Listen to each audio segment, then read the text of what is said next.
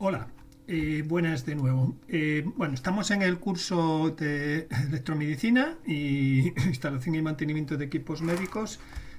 Voy a dar unas pinceladas de introducción al tema 6. Es un tema, diríamos, donde es la fuente de alimentación. El tema 6, fuente de alimentación, tipos de baterías. Es un tema bastante interviene bastante una componente, diríamos, de acondicionamiento de la alimentación de equipos. Por lo tanto, pues hay que decir también que es una fuente de conflictos, ¿no? Porque lógicamente, sobre todo para los técnicos de mantenimiento, están sometidos a los subidas, bajadas de tensión. Por lo tanto, la parte de la fuente de alimentación, los cargadores de baterías, el sistemas de alimentación de equipos, generalmente en 380 o 220 voltios alternos. El suministro viene en alterna, por lo tanto tenemos que transformar esos niveles de tensión a unos niveles, acondicionarlos a unos niveles de 48, 24, 12, 6, 5 voltios. Las placas microprocesadas ya están trabajando a 3,3 voltios. Y por lo tanto, vamos a ver en este capítulo un poco las formas de transformar 220 voltios o componente alterna, que todos sabemos que es mucho más fácil de transportar por las líneas eléctricas hasta los domicilios, en este caso están hospitales o los consultorios médicos, y por lo tanto una vez que llegue a destino normalmente hay que reducirla en voltaje, pasarla a continuo por temas también de seguridad frente a bajarla en voltios. Significa también hacerla más segura para contactos indirectos, para protegernos frente a descargas, fallos de esos circuitos de alimentación. Por lo tanto, bueno, capítulo importante en cuanto a los sistemas y métodos de alimentación, y métodos de transformar esos 220 voltios y acondicionar esos 220 voltios a alimentación continua. Por lo tanto, bueno, pues nada, con esta introducción, las fuentes de alimentación es una parte muy importante del equipamiento médico, es imprescindible porque también es lo que evalúa el marcado CE de esos equipos, para hacerlos seguros según la norma 60601, lo cual significa que no emiten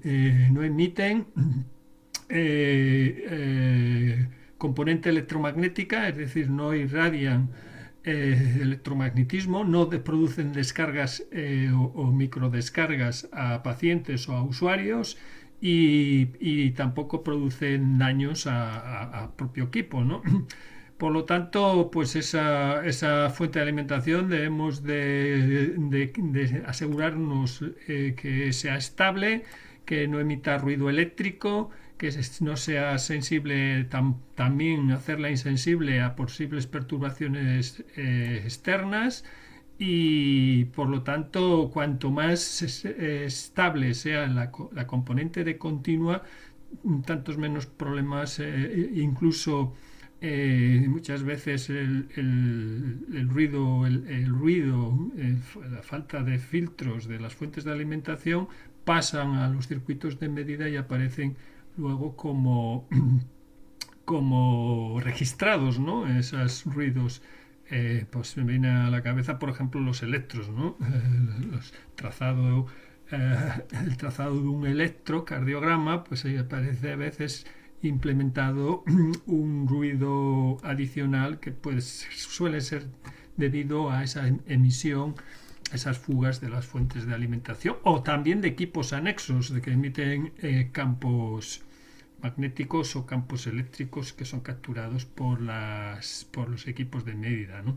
Bueno, entonces partes de una fuente de alimentación, pues a falta de una pizarra o algo rápido para esquematizar, he puesto un poco esta parte fundamental. Vamos a recibir de nuestro proveedor nuestra cometida, en nuestra clavija, los 220 de componente alterna. Y tendremos que salir, esas fuentes de alimentación lo que hacen es acondicionar para dar una salida, como decíamos antes, de 9 voltios, de 12 voltios, de 5 voltios, dispuesta, estabilizada, es decir, estabilizada significa enrizado, sin componente alterna, que vamos a ver aquí. Esto es componente alterna, una perfecta senoidal de 220 50 hercios, que es lo que se maneja en Europa, serían 60 en América, y por lo tanto el rectificar esta onda, tenemos aquí de la clavija 220, transformamos a un nivel de alterna más reducido. Si queremos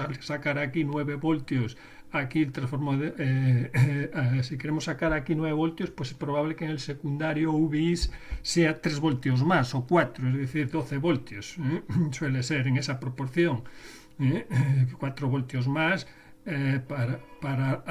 después de rectificar y alisar, es decir, de filtrar, tener 9 voltios de salida. Por lo tanto, esta es la mecánica que vamos a usar. 220 por aquí, señal senoidal, con 50 periodos por segundo, es decir, 50 hercios. Periodo, como sabéis, es una onda completa. Este sería un periodo y este sería el siguiente periodo. Pues en un segundo esta red eléctrica hace 50 ondas de estas, ¿no? Ondas de estas. Bien, después de eso, el procedimiento que vamos a seguir, esta es una fuente de... esto es un esquema, diríamos así rápido. Está en fase y neutro y fase. La fase iría al fusible, del fusible al transformador, y del transformador sale, como veis aquí, a un puente rectificador, que son 4 diodos, por un lado, y por el otro ya va al al positivo y al negativo de la fuente de alimentación. Positivo y negativo. A este rectificador, si es de onda completa, pues nos saldrá un rectificado de onda completa, tal que este es un rectificado de semionda, es decir, producto de un solo diodo, de tal forma que aquí en el periodo positivo, ese periodo positivo pasa aquí, y este diodo decíamos que solamente conduce cuando el nivel del ánodo es superior, la tensión aquí en el ánodo es superior al del cátodo, entonces conduciría ese semiperiodo. Por eso tendremos un periodo cuando la onda se hace negativa.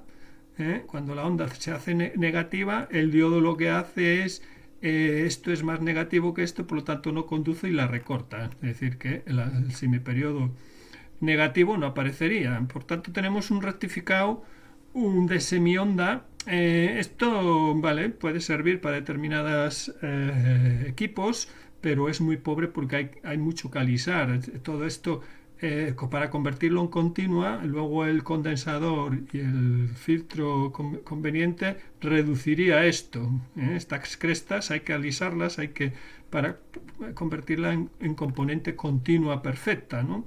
Entonces, lo que se hace para eso, se mejora ese alisado, en vez de usar un diodo solo, usando un puente de rectificador, que es lo habitual en todas las fuentes de alimentación de equipos médicos. Realmente tiene mucho mejor rendimiento, que se calientan menos los componentes, porque lógicamente esto produce mucho más distorsión armónica de las componentes fundamentales de 50, y harían que los disipadores el entrehierro, el disipador normalmente de los reguladores de continua, el regulador monolítico, pues tiene un peor rendimiento.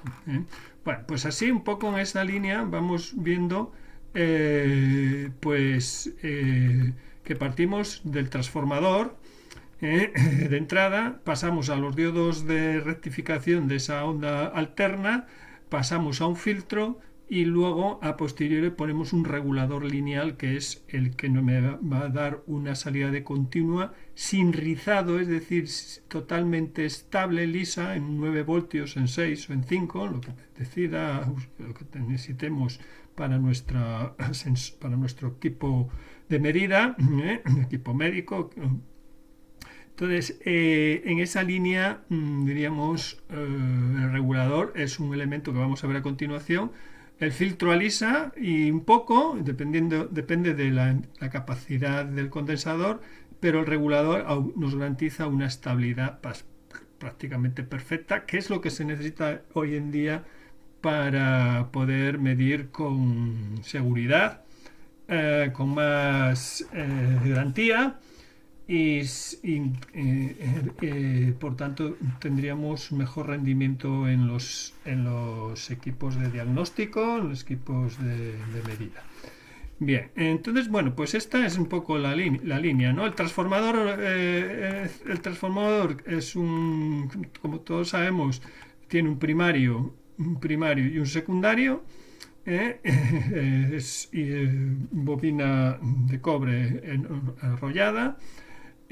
Y entre el primario y el secundario, que es este de aquí, realmente el arrollamiento secundario se pasa energía por inducción magnética, ¿no? Es decir, todos sabemos que si yo pasa una corriente eléctrica a través de una bobina, se genera un campo magnético. El campo magnético de esa es proporcional a la intensidad y va a ser también proporcional al número de espiras, ¿no? Entonces el flujo magnético es el nexo de unión entre el primario y el secundario. Está claro que aplicando según la ley de energía, la energía que hay en el primario se transmite al secundario.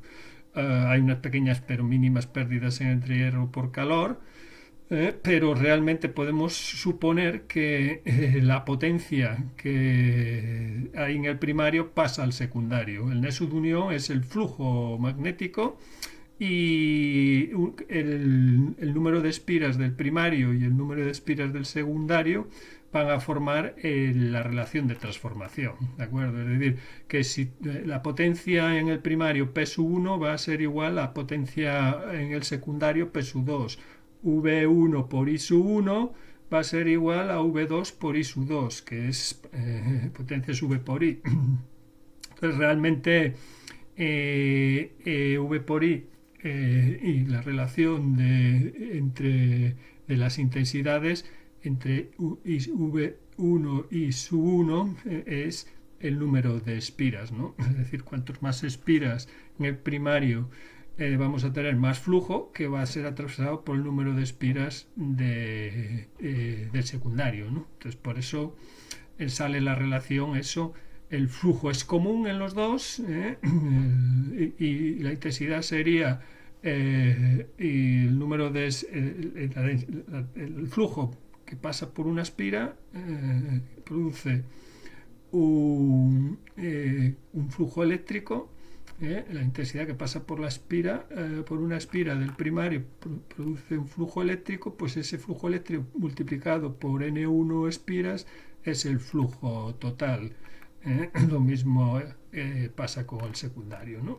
Por eso V1 por N1 es igual a V2 por N2 y de ahí sale la relación de transformación entre primario y secundario. Aquí tenéis un ejemplo.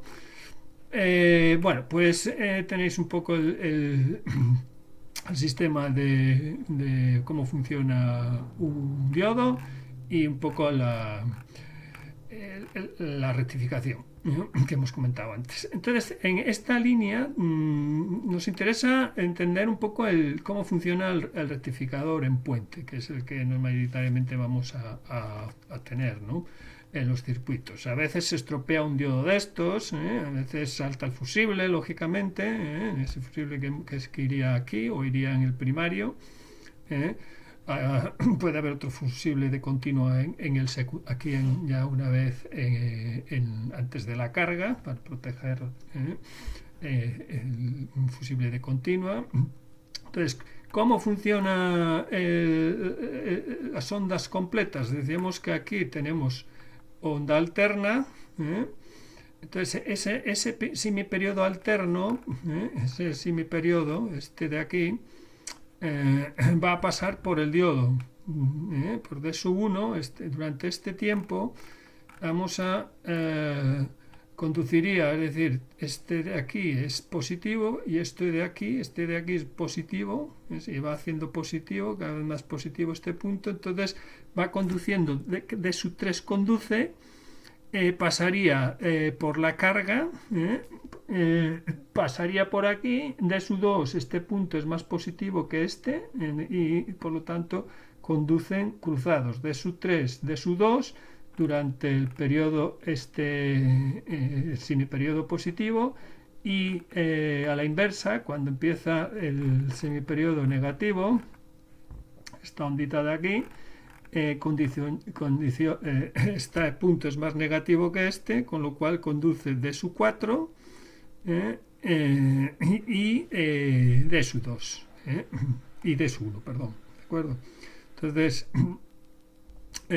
por eso sale en RL, en la salida, V0, va a tener esta forma. ¿De acuerdo? Entonces, bueno, en cuanto a los puentes rectificadores, podemos encontrarlos pues, encasulado plástico, encasulado metálico, de más tamaño, de menos tamaño. Claro, esto va a ser proporcional a la intensidad de salida, de la intensidad que circule, ¿no? Por los diodos. Pueden llegar hasta 40 amperios, 60, por eso los de gran potencia ya son para terminales Faston, y también suele tener encasulado metálico, ¿no? Es conveniente incluso para grandes amperajes, 40, 20 amperios, amarrarlo a un disipador, porque esos amperios hacen que se caliente mucho y hay que amarrarlo a un disipador o una parte metálica para que disipe. Bueno, después de tener ya la onda completa, este sistema, tendremos que buscar la forma de alisarlo, de hacer que esto se vaya pareciendo cada vez más a una componente continua a la salida. ¿Cómo se hace? Pues generalmente hay una forma muy sencilla que es filtrar. Se filtran con un condensador cuya capacidad, cuanto más capacidad, más alisado. Pero bueno, tenemos que, es decir, mediante un condensador electrolítico, ojo, porque estos condensadores electrolíticos tienen que ser de un voltaje superior al que sale del VI, ya sea este es un semi, pero sí puede ser un semi onda o un... para que veamos, por lo tanto, el condensador tiene que ser mayor que el voltaje al cual le vamos que V es 0. Porque si ponemos un condensador más pequeño, por ejemplo, para 9 voltios, pues tendríamos que poner un condensador, podemos poner de 20 voltios. Si ponemos un condensador de 5 voltios, nos puede explotar, ¿de acuerdo? Entonces, esto es la regla de los condensadores, siempre con un voltaje superior al de utilización. Tienen los electrolítricos, los que se usan para filtros, tienen polaridad. Y si vemos un condensador, siempre nos vamos a fijar que tiene por un lado pintado el signo menos. Entonces hay que conservar esa polaridad. Tenemos ya aquí la componente continua, más menos, pues el positivo al más y el negativo al menos del condensador. Suele ser típico tener que se estropean. Se estropean por lo siguiente. Se ven cargados y descargados constantemente. Se cargan cuando hay semiperiodo positivo, conduce el diodo y se carga. Cuando esa componente de carga también esa velocidad de carga y descarga va a depender también de RL, la resistencia que se encuentre en la aplicación, ¿no? En nuestro dispositivo. RC, cuanto más RC, más lenta la carga, es decir, cuanto más R, más lenta la carga, cuanto más pequeña, más rápido se carga y se descarga. ¿Cómo conduce y cuánto tiempo conduce este componente? Pues lo vemos aquí. Si ponemos mucha capacidad, la componente RC va a hacer que se vaya, una vez que conduce el diodo, vemos aquí, este es el tiempo que conduce el diodo, y se carga el condensador, y una vez que empieza la onda a ser negativa, Este es más negativo que empieza a descargarse hacia la salida, hacia la carga. Por eso tiene esta componente. Si la resistencia esta es muy baja, fuera más baja, esto tendría una caída mayor, y por lo tanto conduciría más el diodo, ¿de acuerdo? El diodo conduciría más, empezaría a conducir desde aquí. Entonces tenemos que buscar un compromiso de la capacidad para que el diodo conduzca un tiempo lo suficiente para la conducción. Es decir, la forma de reducir es poner un condensador mayor, pero siempre tenemos que tener cuidado en no pasarnos, ya que el condensador demasiado grande origina problemas de conducción de corriente por el diodo, y por lo tanto el secundario del transformador, en el secundario del transformador la corriente que conduce el diodo es la misma que conduce el transformador. Entonces hay un compromiso ahí. Hay una regla para que aparezca aquí también, que podéis ver, que es aquí veis el tiempo de conducción del diodo. Caso nuestro, si hacemos un condensador muy grande, el diodo conduce muy poco, pero hace que en este tiempo pase mucha intensidad, ¿de acuerdo? Por el diodo y por el transformador. Por lo tanto, tenemos un compromiso de que el diodo aguanta 1 amperio. Si es para 1 amperio puede llegar a picos de 30, puede ser este caso, pero si seguimos subiendo la capacidad, en este caso podemos superar. Cuanto menos tiempo de conducción, tiene que dar más intensidad para... Claro, tenemos más continua, pero ojo, tenemos una limitación porque podemos estropear el puente rectificador. Entonces aquí tenéis un poco una fórmula que os facilita de qué valor es conveniente poner ese condensador electrolítico. El condensador, recordad, el condensador electrolítico es una forma bastante primaria de conseguir continua a un rizado del 10%, ¿de acuerdo? Es un rizado, bueno, bastante aceptable, hay muchos equipos que lo admiten, y esto va a depender de su sensibilidad a la estabilidad de la alimentación de continua. Por ejemplo, pues todos sabemos que los procesadores, los CPUs de los ordenadores, pues, necesitan una componente de continua muy estable, no admitiría un rizado del 10%. Es decir, que cuanto más estable sea la alimentación, es una referencia superestable para su alimentación, da mejor rendimiento por lo tanto se calienta menos, ¿de acuerdo? De ahí que los ordenadores nuevos, estos de trabajo, son tan pequeñitos, son casi como... ¿Eso por qué? Porque se han mejorado las fuentes de alimentación y han permitido hacer más pequeño el ventilador. La temperatura en la CPU se calienta menos, al tener mucha menos rizado, y por lo tanto funciona al tener menos temperatura a más frecuencia.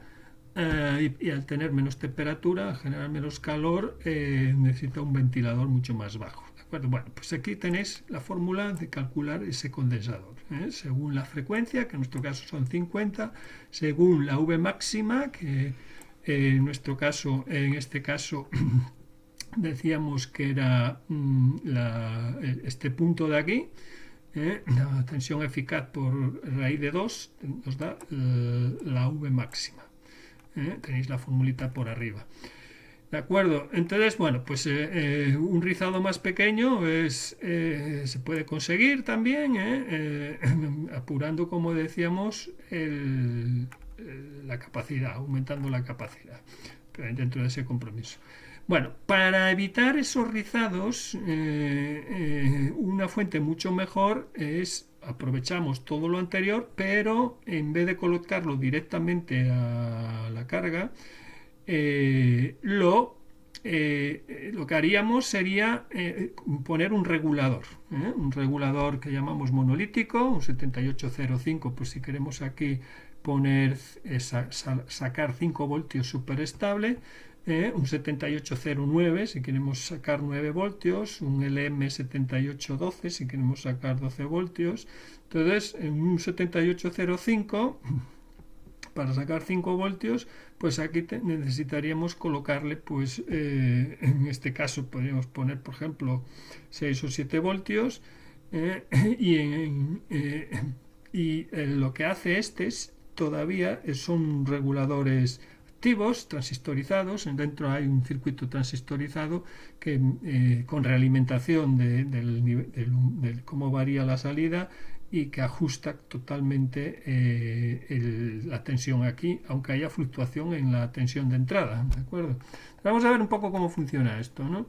Entonces, los monolíticos, los reguladores lineales, llamamos reguladores lineales o regulador monolítico, es lo mismo un regulador lineal que un monolítico.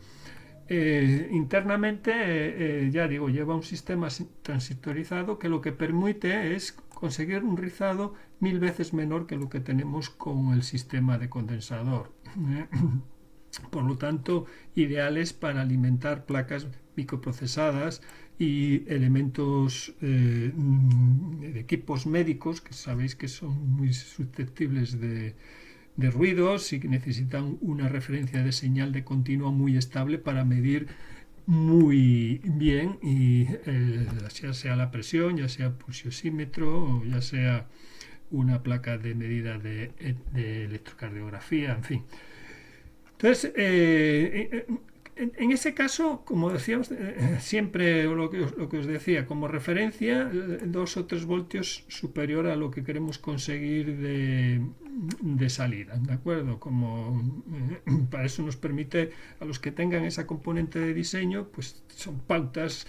En este curso, en realidad, es un tema bastante completo, tampoco es necesario dominar el 100% de esto, no se va a preguntar esto en los test, pero bueno, que os suene y tenéis, más que nada que lo tengáis como base documental para consultas posteriores en vuestro ámbito profesional, ¿no? Entonces, tenemos eso, la familia 78 como he nombrado antes, 7805, 7809, 7812, y tenemos un regulador que podemos nosotros, mediante un divisor de tensión, conseguir la tensión continua de salida que queramos, ¿no? Es decir, que lo vamos a ver luego a posteriori. Este es el LM317, que mediante un potenciómetro yo puedo ajustar la tensión de salida que necesite para mi aplicación.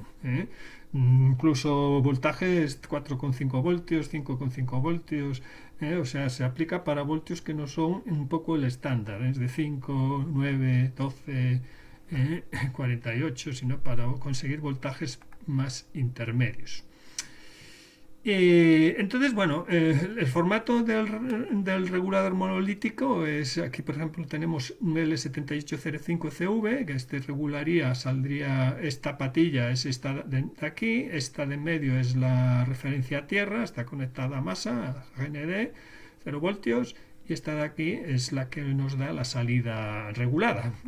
Entonces, dentro de él está todo esto, ¿de acuerdo? Son circuitos transistorizados con un sistema de realimentación. Este transistor, el TSU1, este divisor de tensión mide las evoluciones de la salida, de la tensión de salida que queremos 5 voltios en el caso 7805, y si sube este sistema, lo que hace es esto varía, si sube, supongamos que sube la tensión de salida por encima de lo que yo tengo marcado, de 5 voltios. Entonces, esta tensión subiría, ¿de acuerdo? Esto subiría y eso se transmite, aquí tenemos una tensión fija, esa subida se transmite aquí.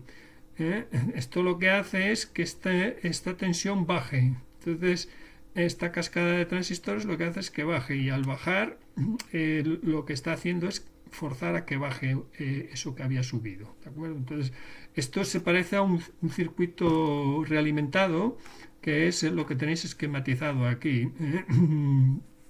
Lo que tenéis esquematizado aquí, tenemos 5 voltios, quiero regular a 5 voltios, comparo con el sistema de muestreo, esas resistencias que os he pintado antes, cojo la muestra de cómo evoluciona los 5 voltios de salida y va al comparador, y el comparador amplifica hacia arriba, hacia abajo, según lo que necesite, para regular otra vez a 5 voltios. Es un circuito cerrado, realimentado, un feedback, realimentado, de tal forma que es internamente ese feedback es esto de aquí. Tenemos la referencia mediante este diodo Zener, y el sistema de muestreo, como hemos visto, el comparador que ve si sube o baja V sub 0, y que según esa comparación le dice al elemento final de control, que son estos transistores en tipo Darlington. Esto es un tema electrónico, pero bueno, que hace que suba o baja la V sub 0 en este tensión colector-emisor.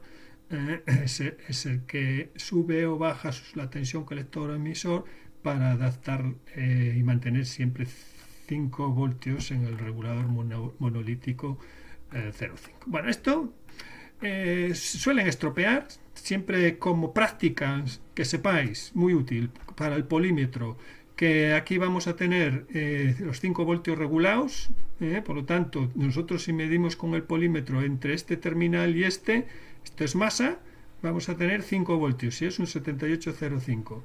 Entre este terminal y vamos a tener, en el caso del 7809, 9 voltios. Esto es un tema muy útil para si un equipo no funciona. Generalmente lo que se le suele estropear hay que ver si está el fusible estropeado, pero si no, otro de los que pueden estar estropeados son el monolítico e incluso el condensador. El condensador, lleva otro condensador también de ayuda, pequeño condensador, también puede estar alterado. Los condensadores.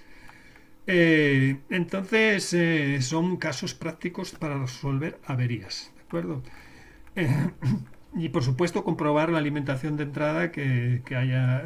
Aquí veis una fuente de alimentación casera, veis el puente de diodos con su ánodo y su cátodo. La banda metálica es siempre cátodo, recordad, en un diodo, y por lo tanto lo podéis comprobar también con un polímetro, poniendo el polímetro en modo diodo, y ponéis la punta positiva del polímetro aquí y la punta polímetro negativa aquí. Si os marca 0,6, que es la caída de voltaje de un diodo, es que está correcto.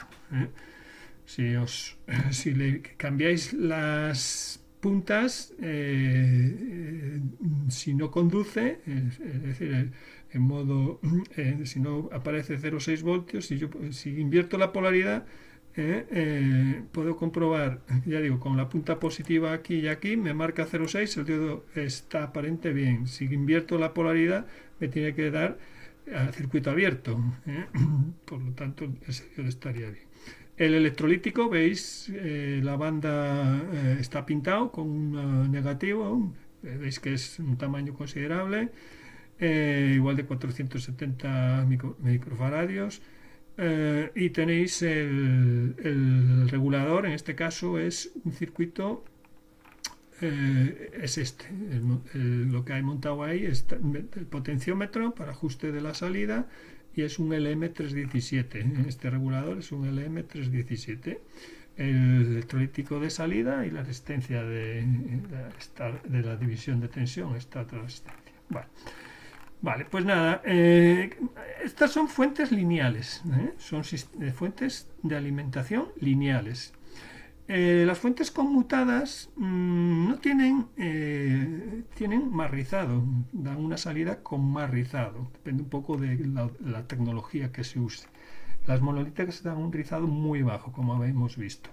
El problema que tienen las monolíticas, que para dar salidas de amperajes altos hay que poner un disipador potente aquí, porque imaginaros 20 amperios pasando por un monolítico, esto es una estufa. Entonces tenemos que poner un radiador de aluminio de estos.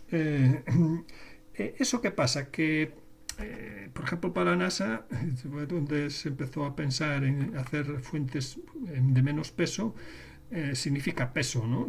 Poner un radiador metálico que disipe tal. Entonces lo que empezaron a pensar es cómo hacerlo con conmutación, por modulación de ancho de pulso, es decir, pasar la onda senoidal, esa que vimos al principio, a un sistema de pulsos que convenientemente rectificados y filtrados me vuelven a convertir a continua de un nivel deseado, como decíamos antes, de 5, de 9, de 12, de 48, pero en este caso utilizando circuitos activos, normalmente transistores y circuitos de conmutación, como pueden ser transistores, pero sobre todo transistores tipo MOSFET, ¿no? Que tienen frecuencias de conmutación mucho más altas que los transistores bipolares, o sea, los transistores de amplificación generalmente, ¿no? Entonces yo suelo diferenciar los transistores de conmutación, alta frecuencia, de los transistores bipolares, que suelen ser más orientados a conmutación también, pero de muy, muy baja frecuencia, más bien, por lo tanto, usados en amplificación. Amplificación de audio, amplificación para señal, amplificar las señales de sensores, por ejemplo, ¿de acuerdo? Bueno, pues aunque es meternos en electrónica y bueno, se sale de un poco. Entonces, usaríamos sistemas de convertidor de continua a continua usando MOSFET. Vamos a ver cómo se hace esto.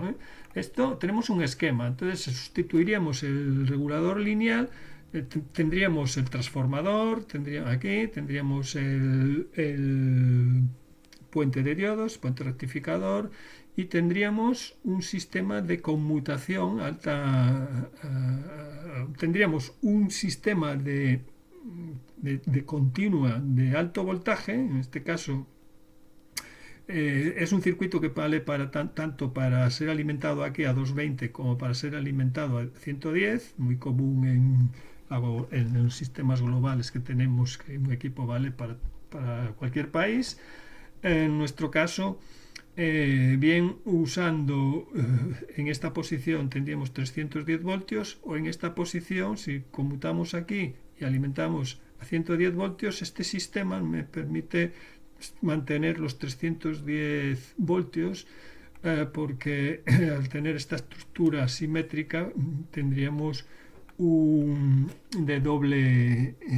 sistema de doble salida, doblador de tensión se llama. Este sistema me dobla, si conmuto aquí, en realidad al tener este en común me dobla la tensión y por lo tanto se suma la tensión de este a la de este y sigo manteniendo los 310.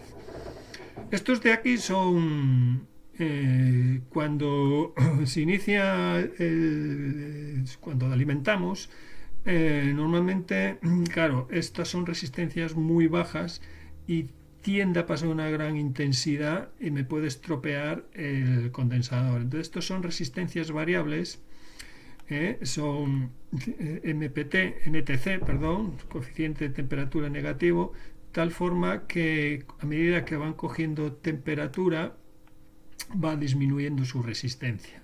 Son limitadores de intensidad para cuando conectamos a red. Son sistemas de protección, los vais a poder ver en determinados circuitos, por lo tanto no está. Y este de aquí es un varistor, es un protector de sobretensiones bruscas, que vamos a continuación a ver también. Por lo tanto, este es un circuito. Vemos antes que las fuentes conmutadas se llaman conmutadas porque tienen un primario de alto voltaje y un secundario que adaptamos al nivel de tensión de salida requerido. Vamos a ver, por lo tanto, esta es la parte primera de alto voltaje, 310 voltios. que sería esta parte de aquí, y vamos a ver cómo se consigue la salida de continua a través de la conmutación, ¿de acuerdo?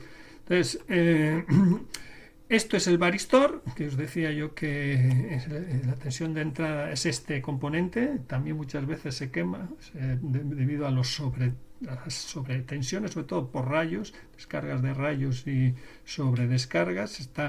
Realmente si este va a trabajar a 12 voltios, pues este varistor se pone, por ejemplo, para 14 voltios. De tal forma que si supera 14 voltios, su resistencia interna varía, disminuye tanto que pasa toda esa sobrecarga a través de él. Es un invento bárbaro. ¿Qué pasa? Que están construidos de óxido metálico, que es eso, que a nivel que la tensión sube, su resistencia baja.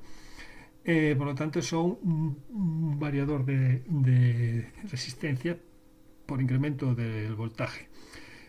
Se usan para proteger. Todo lo que veis así encapsulado, en azul, en rojo, suele tener serigrafiado la tensión de pico máxima que tolera.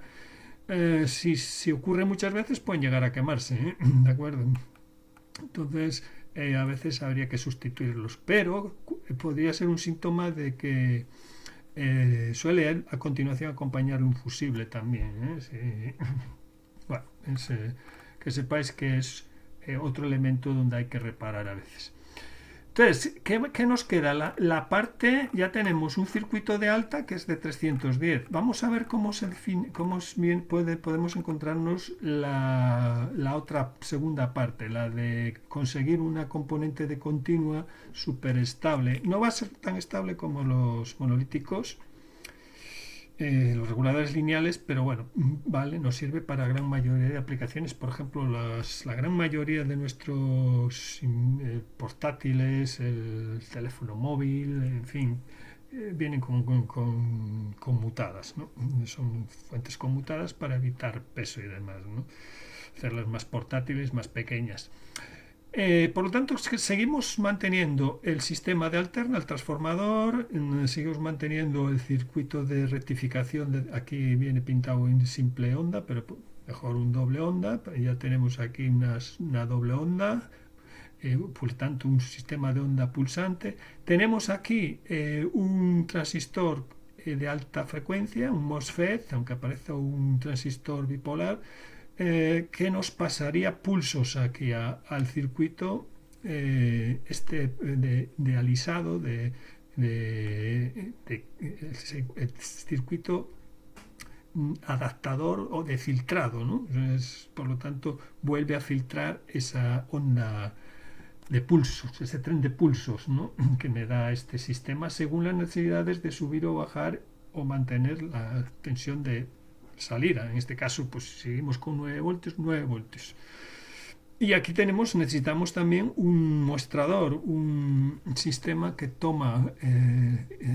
mide la evolución de subidas o bajadas de esa tensión y actúa en consecuencia mediante un comparador.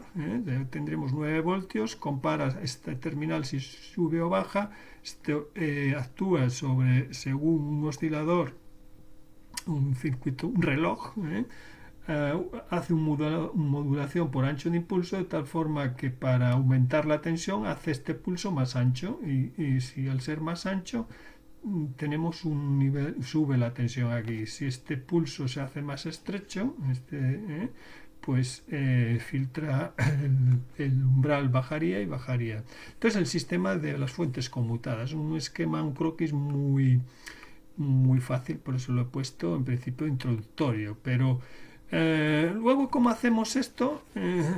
¿Cómo hacemos esta parte de aquí? Normalmente todas las fuentes conmutadas tienen este sistema, pero según cómo hagamos esto, vamos a tener una fuente de una categoría más mayor o menor. Vamos a ver cómo se hacen esas. Entonces, esta parte de aquí, como ya digo, estas dos etapas, la troceadora, la troceadora de señal que llamo yo, y la de alisado, de filtrado, vamos a hacerlo usando, podéis encontrar fuentes conmutadas tipo BUC, que este es el MOSFET, el troceador, y esta es siempre va a haber una bobina que almacena energía en forma de energía magnética. Y la va a ir desprendiendo la salida según suba o baja el nivel de esa salida. y, y este es el chopper. El chopper es el MOSFET, el troceador. Chopper es trocear, chopear, es trocear, es el MOSFET. Entonces tenemos esta filosofía de montaje, tenemos esta estructura de montaje, el BOS, y ya nos dice cómo va a ser la tensión de salida. Siempre va a ser, en esta filosofía de montaje, la tensión de salida siempre va a ser menor que la tensión de entrada, que suele ser lo típico. En este otro montaje no, porque la tensión de salida puede ser mayor que la tensión de entrada. ¿Por qué? Porque puedo tener almacenada energía en el núcleo magnético de la bobina, la ferrita y el bobina esta, y esa energía almacenada, si esto lo requiere, puede ser superior a la que en un momento dado, en microsegundos, puede ser superior a la de entrada. Y otro montaje posible sería esto. Todo va a depender de dónde ponga la bobina de almacenamiento magnético, como veis. Completamente la salida, un poco antes del chopper, o bien en este sistema paralelo. Entonces, bueno, pues esto os describe un poco aquí cómo funciona cada uno de ellos. Está claro que, como decíamos, se almacena energía en la bobina. En cualquier caso, el book es el más sencillito, como veis. La tensión de salida va a depender de la tensión de entrada por el ciclo de trabajo del chopper, y por lo tanto eso es un poco, nos da idea del rendimiento. Luego hay la flipback, que es la bus, ya podéis encontrarla con esta terminación o con esta. Entonces, ¿qué diferencia hay entre ellas? Pues a nivel práctico, pues aparte de ese sistema de funcionamiento de ubicación de la bobina, el rango de potencias. El BUC va de 5 a 50 vatios de salida, con lo cual si fueran 5 voltios serían 10 amperios, 5 voltios, ¿veis? La potencia sube por I aproximadamente por el coseno de phi, en fin, potencia activa. Entonces 10 amperios ya es de máxima, podría dar el montaje boot. Sin embargo, el flickback puede ir desde 50, es decir, irían a continuación fuentes que tengan que dar hasta 100 vatios, pues ya habría que implementar esto, ¿no? Es decir, que la regulación del voltaje de salida da salidas de hasta un 10% superior a que alimentemos en la entrada, o bien incluso salidas 20% por debajo de la tensión de entrada. Con una eficiencia de tal, un periodo de conmutación del chopper de 0,4, en fin, tenéis aquí un poco la fórmula que se aplica para el flipback, ¿de acuerdo? Y bueno, pues aquí os da un montaje de cómo funciona el flipback. Tenemos un poco un flipback también con múltiples salidas, aprovechando el mismo transformador, el mismo primario y distintos secundarios. Pero bueno, básicamente veis aquí que tenemos un MOSFET, es un transistor que por mediante la señal de puerta yo le hago conmutar según las necesidades. Esta señal la recibe de aquí, sería esta señal de aquí, la señal está de aquí. Esta señal iría al MOSFET y chopearía ahí, o sea, trocearía la señal según las necesidades de subir o bajar la tensión de salida. Si son 5 voltios, pues tenemos el condensador, que también se pone para facilitar. Entonces, si alimentamos si conmutamos aquí, se energiza el transformador y el transformador lo que hace es esto invierte la polaridad porque está bobinado en sentido contrario, por lo tanto almacena energía en la bobina que va a ser desprendida a través del diodo cuando dejemos de activar la onda en el transistor. Pues vamos a tener un sistema de conmutación primario-secundario que está conduce el transistor, se alimenta la salida y en el momento que se almacena energía en la bobina y ese periodo de no conmutación, esa energía sirve para mantener la nivel de continua en la salida, ¿verdad? Bueno, aquí os viene un poco, poco explicado, con bastante detalle también es verdad, pero bueno, que sepáis que básicamente este es el sistema que más se usa, el tren de ondas bueno, que tenéis el circuito completo, el sistema de 9 o 5 voltios, depende de las salidas que queráis, puede ser de 5, de 9, de 12, es un sistema lo mismo que el anterior, pero con el circuito ya toma la muestra, la comparas y hace conducir en mayor o menor ancho de pulso el primario para dar una alimentación mayor o menor, mantener en este caso constante la tensión de continua, ¿no? Vale, pues esto es un poco en esa línea. Tenemos este es también similar, lo que pasa es que bueno, pues cambia un poco los sistemas de almacenamiento en 3 bobinados y os explica, no quiero enrollarme mucho porque bueno, pero quedaros un poco con ese sistema, ¿no? Es decir, es un chopeo de siempre vamos a tener un transformador, vamos a tener un puente rectificador y a continuación del puente rectificador viene el troceador, un segundo troceador que pasa a través de un transformador primario secundario, por eso todas las fuentes conmutadas veréis un toroide con un bobinado, ese es el transformador del conmutador de continua a continua. De acuerdo, bueno, pues por supuesto todas estas vienen muy ajustadas, es decir, hay una relación, un equilibrio muy directo entre el comportamiento del condensador, los comportamientos de los diodos, el número de espiras de ese transformador, de tal forma que lo que se suele estropear en las fuentes conmutadas es lógicamente, es el que sufre de activarse y desactivarse a una velocidad alta para mantener la salida. Entonces, ¿qué pasa? Que si lo sustituimos, cogemos y miramos su referencia, lo sustituimos por uno idéntico, un MOSFET idéntico,